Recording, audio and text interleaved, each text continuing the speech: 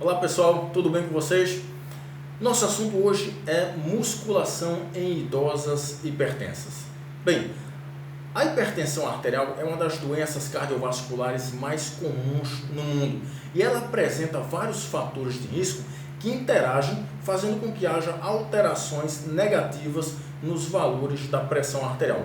Um desses fatores de risco é o envelhecimento. Portanto, pessoas idosas têm uma prevalência maior de hipertensão arterial do que pessoas mais jovens. E quando a gente fala em pessoas idosas, ao que parece, as mulheres idosas têm uma prevalência maior de hipertensão arterial do que homens idosos.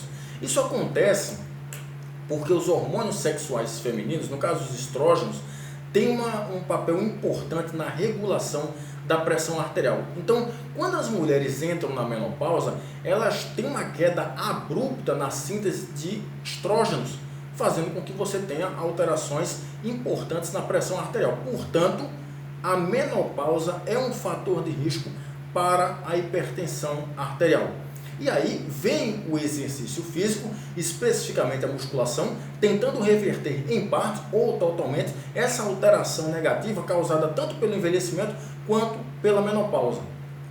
Quando a gente fala em prescrição de treinamento na musculação, uma coisa que a gente deve se perguntar é melhor eu treinar de forma planejada, de forma periodizada, com alternância de estímulos, ou eu posso treinar apenas de uma maneira para regular mais eficientemente a minha pressão arterial?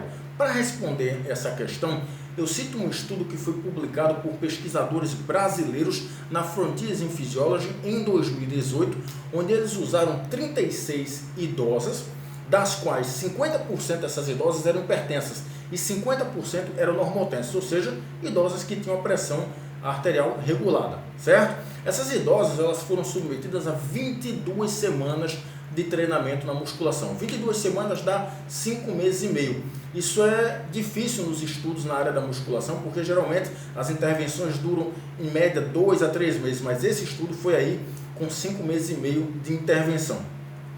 E os pesquisadores dividiram essas idosas em 3 grupos. O grupo sem periodização, o grupo com periodização e o grupo controle. Aí como é que aconteceu? O grupo da periodização, elas treinavam com 2 tipos de treino. Tinha o treino A e o treino B. No treino A, elas treinavam potência com faixas elásticas. Como é que era o treino de potência? Elas faziam a contração concêntrica na maior velocidade possível e a excêntrica um pouco mais lento. Por exemplo, vamos pensar aí no exercício de rosca direta. Elas pegavam a faixa, puxavam na maior velocidade possível e descia a faixa mais devagar. Esse era o treino de potência, que tinha uma intensidade de leve para moderada. Esse era o treino A. E quando vai para o treino B, como é que essas idosas treinavam? Elas treinavam com máquinas e pesos livres, com a intensidade um pouco difícil, né, medida pela percepção subjetiva de esforço, ou seja, um pouco intenso. E elas faziam 3 séries de 8 a 10 repetições com 1 minuto de intervalo entre as séries. Ok? Aí vamos para o grupo sem periodização. Como é que elas treinaram? Mesma coisa, 3 séries de 8 a 10 repetições, com 1 minuto de intervalo entre as séries. Eu tinha esquecido de falar 10 exercícios para todos os grupos que treinaram, certo? Só que essas mulheres sem periodização treinaram apenas com máquinas e pesos livres e apenas dessa maneira. Treinaram assim os 5 meses e meio inteiros sem promover variação nenhuma. 3 séries de 10, máquinas e pesos livres e pronto. E tinha um grupo controle. O que é que o grupo controle fazia? Não fazia nada. O que é que foi observado depois de 5 meses e meio? Que o grupo de idosas que treinou sem periodização, ou seja, que não promoveu variação dos estímulos, teve um melhor controle pressórico, ou seja, teve uma melhor regulação nos níveis da pressão arterial. Isso foi até uma surpresa, porque para quem trabalha com treinamento, para quem estuda isso, a gente esperava que o grupo que periodizou, que promoveu variações nos estímulos, fosse mais eficiente no controle pressórico, mas não. Ao que tudo indica não.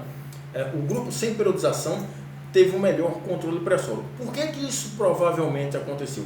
Porque o grupo que periodizou treinou, um dos treinos foi o treino de potência com faixas elásticas, e com essa intensidade de leve para moderada, ela não foi suficiente para promover adaptações cardiovasculares tão eficientemente. E como consequência, a regulação da pressão arterial não foi tão eficiente. Já o outro grupo que não periodizou, treinou com máquinas e pesos livres e com uma intensidade um pouco alta, e isso foi suficiente para causar alterações cardiovasculares e, como consequência, ter um melhor controle da pressão arterial, isso principalmente nas idosas hipertensas. Então, vamos lá.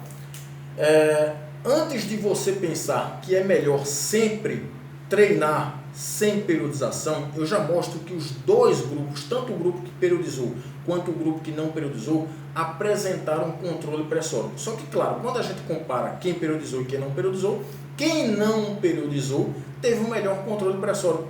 Mas o grupo que treinou lá potência, né, com faixas elásticas, e teve um outro treino lá com pesos livres e máquinas, também teve controle pressórico.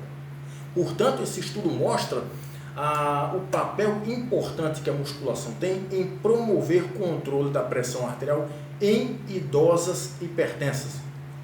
Então, antes de você pensar que não periodizar é sempre melhor, considere questões como variação de estímulos, monotonia, até porque não tem quem aguente treinar de uma maneira só durante muito tempo, né? Portanto, a grande mensagem é: a musculação pode regular a sua pressão arterial, principalmente se você for hipertenso, independente se você treina com periodização, sem periodização, com máquinas, com pesos livres ou com faixas elásticas, ok? Um abraço, pessoal, até mais, um abração.